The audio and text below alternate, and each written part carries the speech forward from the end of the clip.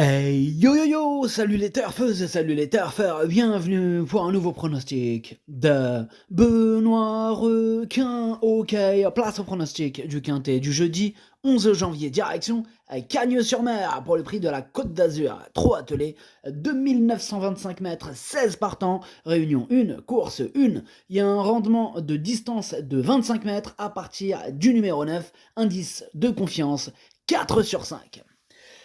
Cette vidéo, je la tourne avant l'arrivée du quintet de ce mercredi et je reviendrai dessus à demain. Ok, c'est parti, on commence le pronostic et on commence avec le numéro 1, Fée Lucernaise, et on écoute l'entraîneur Stéphane Cinglan. Fée Lucernaise est arrivée à la maison depuis un mois, elle travaille bien le matin et me donne satisfaction. Elle a été éliminée il y a 8 jours, c'est dommage. Cela dit, elle est prête et va faire de son mieux. Avant coup, elle est barrée par plusieurs concurrents. Il lui faudra un parcours sur mesure pour envisager une location. Eh bien, ce numéro 1, en effet, je n'y crois pas et je ne l'ai pas retenu. On enchaîne avec le numéro 2, Gamble River, et on écoute Kevin Tonnerieux. Gamble River est arrivé à l'écurie il y a 2 mois. Il est tombé malade et il a fallu le traiter. Il n'a pas travaillé pendant 3 semaines. Le pauvre. Il est bien le matin et montre de l'envie. Par contre, bon, cela reste une rentrée. Cette course lui sera bénéfique pour la suite de son meeting à Cagnes. Il reste ferré cette fois. Il aura du mal à se glisser à l'arrivée. En effet, ça semble être mission impossible pour ce numéro 2. Il aura du mal à terminer dans les 5 premiers. En tout cas, je l'ai rayé. On passe au numéro 3, Éolien de Chenu, et on écoute Christophe-Alain Maillet. Éolien de Chenu n'a pas bénéficié d'un bon déroulement de course en dernier lieu. À l'entraînement, il est toujours aussi fringant et ne montre aucun signe de fatigue. L'engagement au premier échelon reste correct et sa dernière course va lui avoir...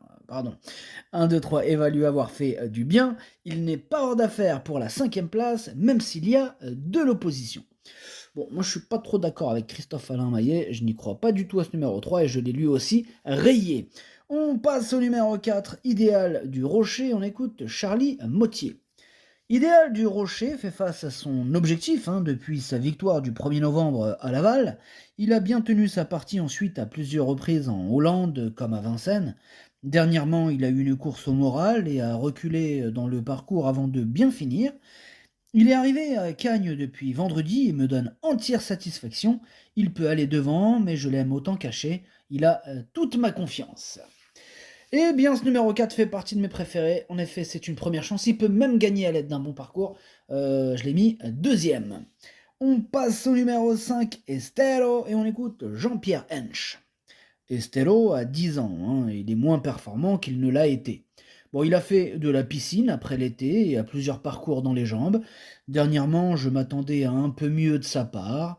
La course n'a pas été très rythmée et il était difficile de faire la différence. Au travail, il me paraît bien. L'engagement est intéressant en tête. Une 4e ou 5e place me satisferait.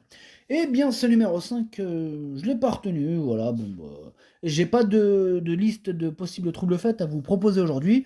Alors, tout simplement parce que les 2 seuls dangers pour moi sont mes 2 regrets. Le reste, voilà, ça sera plus une liste de questions de feeling, voilà, une liste feeling, si vous préférez. Bref, tout ça pour vous dire que ce numéro 5, je l'ai pas retenu. Il intéressera les amateurs de champ réduit, les amateurs de grosses cotes. Mais maintenant, voilà, c'est pas une totale impossibilité. S'il y avait quelques défaillances et s'il avait un parcours de rêve, voilà, il faudrait que pas mal de points soient réunis pour qu'il puisse terminer à l'arrivée. Donc, voilà, pour ce numéro 5. On passe au numéro 6, Flash de Véli, et on écoute Stéphane Cinglan. Flash de Véli a couru aux montées à son arrivée, mais ce n'est pas sa spécialité. Cela lui aura donné un parcours. Bon, 10 jours plus tard, il a eu un très bon comportement. Il lui faut un déroulement de course favorable, mais il retrouve une opposition similaire avec les concurrents du premier échelon. Derrière, il y a des clients, mais avec la bonne course, il est capable de disputer activement à l'arrivée. Eh bien, ce numéro 6, c'est lui mon gros regret, c'est lui mon cheval de complément en cas de non partant. Attention, possible cassage en vue. On passe au numéro 7, Douglas Dupont, et on écoute Nicolas Hench. Douglas Dupont s'est malheureusement élancé au galop dernièrement avant de me laisser une impression favorable. J'avais quelques regrets. C'est vrai qu'il se retrouve idéalement engagé à la limite du recul ce jeudi, mais l'opposition est relevée, hein. Il y a de bons chevaux répartis sur les deux échelons, il va malgré tout tenter d'accrocher une petite place. Il va tenter, en tout cas moi ce numéro 7 je l'ai pas retenu, c'est un regret, c'est mon deuxième cheval de complément en cas de non partant. On enchaîne avec le numéro 8, Floréal, et on écoute Robin Bouvier. Floréal a encore très bien couru dans le prix de Bar-le-Duc et a pris la quatrième place, hein, derrière notamment Ibiki Dewell et Eric The Hill qu'il retrouve ce jeudi. Cette course n'était pas prévue à son programme, mais l'engagement est idéal. De plus, il est encore plus à l'aise sur les pistes plates. Idéal du Rocher et Eric The Hill seront difficiles à devancer, mais la troisième place est envisageable. Bien, moi, il me plaît bien ce numéro 8, hein, je l'ai gardé assez haut, je l'ai mis quatrième. On enchaîne avec le numéro 9, Honky Tonk Blues, et on écoute Nicolas Hensch. Honky Tonk Blues a bien tenu sa partie dans le Grand Prix de Noël, même s'il manquait sans doute d'une course après avoir été arrêté. Il va se présenter plus affûté, mais il doit cette fois rendre la distance. Il n'est pas bien engagé, mais en forme, et nous sommes sur place. Il semble barré pour la victoire par quelques sérieux rivaux, mais une place reste à sa portée. Je suis d'accord avec lui, une place reste à sa portée d'ailleurs, une place je lui en ai donné une, je l'ai mis cinquième.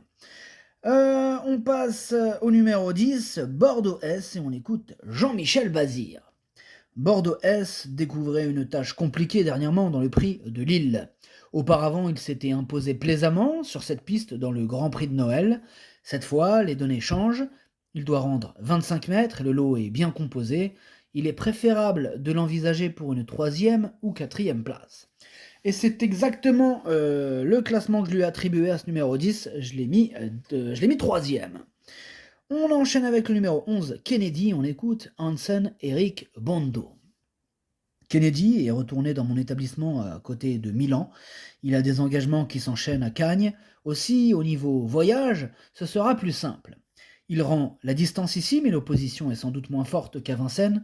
Pour autant, la partie ne sera pas facile. Il est sur la montante, physiquement. Il peut faire l'arrivée. Ouais, il peut faire l'arrivée. En tout cas, moi, ce numéro 11, je l'ai gardé, mais en toute fin de combinaison. On passe au numéro 12, El Greco Bello, et on écoute Patrick Lemuel. El Greco Bello avait bien couru sur cette piste mi-décembre, mais il découvrait une tâche compliquée. Ensuite, dans le Grand Prix de Noël. Ouais, non, excusez-moi, j'ai mis une virgule ou un point, j'ai inventé une ponctuation. Je reprends la phrase. Mais il découvrait une tâche compliquée ensuite dans le Grand Prix de Noël. Voilà, comme ça c'est mieux. C'est encore le cas ce jeudi où il doit rendre la distance dans une épreuve bien composée. Il aura un engagement plus facile prochainement. Ici, il restera ferré et n'aura pas la partie facile. En effet, ça va être dur pour le Greco Bello, hein, pour ce coup-ci. En tout cas, je ne l'ai pas retenu. Voilà, il est sur ma petite liste feeling.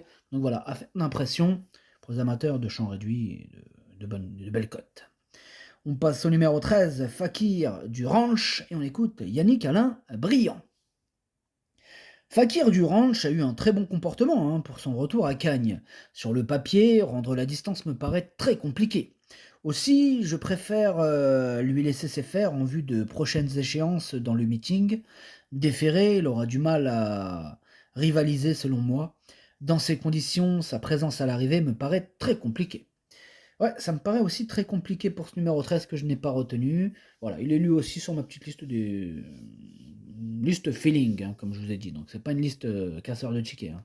C'est une liste en cas de défaillance. On passe au numéro 14, Eden Basque, et on écoute Nicolas Hensch. Eden Basque reste sur 2 sorties encourageantes et aurait pu finir plus près dernièrement, s'il n'avait pas joué de malchance. Il retrouve des conditions plus favorables, hein, puisqu'il s'élance cette fois à poteau égal avec Honky Tonk Blues et Bordeaux S, hein, qui le devançaient. Je le crois capable de terminer dans les 3 premiers, c'est ma meilleure chance dans ce quintet. Ouais, Eden, il a sa chance aujourd'hui, Eden Basque, le 14. En tout cas, moi je l'ai gardé, j'y crois, je l'ai gardé, mais plutôt en fin de combinaison. On passe au numéro 15, Eric The Hill, et on écoute Thomas Malgvist. Eric The Hill a très bien tenu sa partie dans le prix de Bar-le-Duc, n'étant devancé que par un cheval qui partait en tête. Il a parfaitement récupéré de ses efforts, il répète toutes ses courses depuis de nombreux mois, je l'aime beaucoup. Ici, on effectue un déplacement avec des ambitions. Rendre la distance n'est pas facile, mais il peut le faire. Il s'adapte à toutes les pistes, je pars confiant. Eh bien, ce numéro 15, c'est tout simplement lui mon préféré. Et bien sûr, je l'ai installé en tête. Et on termine avec le numéro 16, Echo de Champ-le-Cy. On écoute Eric Blo.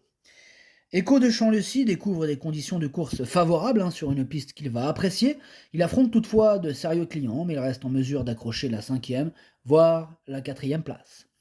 Eh bien, ce numéro 16, lui aussi, je l'ai gardé, mais je l'ai mis un petit peu plus loin, évidemment, que le 15. Je l'ai mis 6e. Le pronostic, ça donne 15, 4, 10, 8, 9, 16, 14, 11. Merci d'avoir suivi cette vidéo. N'hésitez pas à mettre un pouce bleu si la vidéo vous a plu. Pour accéder à tous mes tickets pour la course du Quintet, rendez-vous directement en description de la vidéo. À jouer avec modération. Bonne chance. Chopez-le moi. Ciao.